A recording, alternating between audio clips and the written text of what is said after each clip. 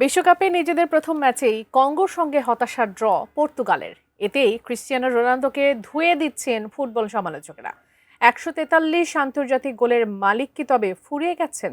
নিজের ছায়া হয়ে থাকা রোনালদোর বিশ্বকাপ দলে জায়গা পাওয়া নিয়েই যখন উঠছে বড় প্রশ্ন, ঠিক তখনই সামনে এলো ভারতীয় ক্রিকেট কিংবদন্তি বিরাট কোহলির এক পুরনো সতর্ক বার্তা।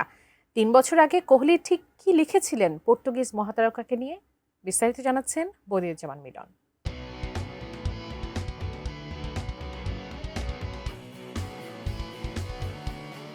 ক্রিস্টিয়ানো রোনালদোকে নিয়ে আবারও সমালোচনার ঝড়। বুধবার 17 জুন বিশ্বকাপে নিজেদের উদ্বোধনী ম্যাচে কঙ্গোর সঙ্গে পর্তুগাল ড্র করার পর থেকেই সমালোচনার শুরু। 41 বছর বয়সে এসেও রোনালদোকে পর্তুগালের আক্রমণ ভাগ পরিচালনার গুরু দায়িত্ব দেওয়া হয়েছে। তবে বিশ্বকাপের প্রথম ম্যাচটিতে 143টি আন্তর্জাতিক গোলের রেকর্ডধারী এই তারকাকে নিজের ছায়া হয়ে থাকতেই দেখা গেছে।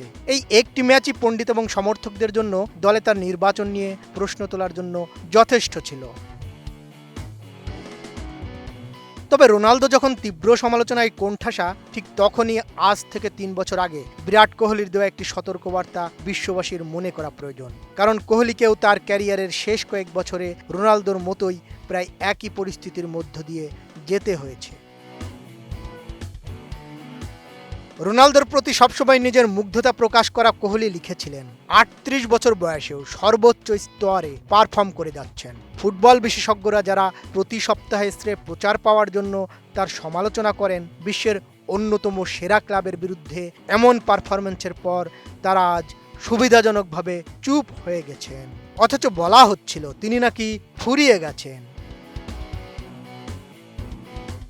সঠিক প্যাড আর সঠিক তথ্য দিয়ে এসু সামলে নিব এক হয়ে। Mona Lisa sanitary napkin. বর্তমান পর্তুগাল দলে তার যা অভাব তা আক্রমণ ভাগের নেতৃত্ব দেওয়ার যোগ্যতা নয়, বরং সতীর্থদের সঙ্গে বোঝাপড়া। কারণ তার সতীর্থরা রোনালদোর চেয়ে অনেক দ্রুত গতির এবং চ্যালেঞ্জিং লিগে খেলে থাকেন।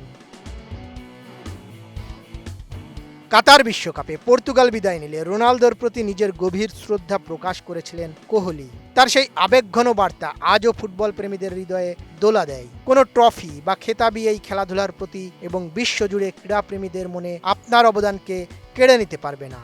আপনি মানুষের মনে যে প্রভাব ফেলেছেন তা কোনো খেতাব দিয়ে পরিমাপ করা সম্ভব নয়। প্রতিবার মাঠে নেমে আপনি যেভাবে উজাড় করে খেলেন তা কঠোর পরিশ্রম এবং উৎসর্গের এক অনন্য প্রতীক এবং যে কোনো ক্রীড়াবিদের জন্য এক সত্যিকারের অনুপ্রেরণা।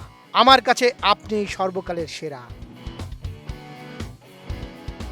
বিশ্বকাপের পর রোনালদো আন্তর্জাতিক ফুটবল থেকে অবসর নেবেন বলে ধারণা করা হচ্ছে। এই অবস্থায় পর্তুগাল জার্সিতে তার ভবিষ্যৎ কি তা লুকিয়ে আছে 2019 সালে কোহলির দেওয়া একটি সাক্ষাৎকারে।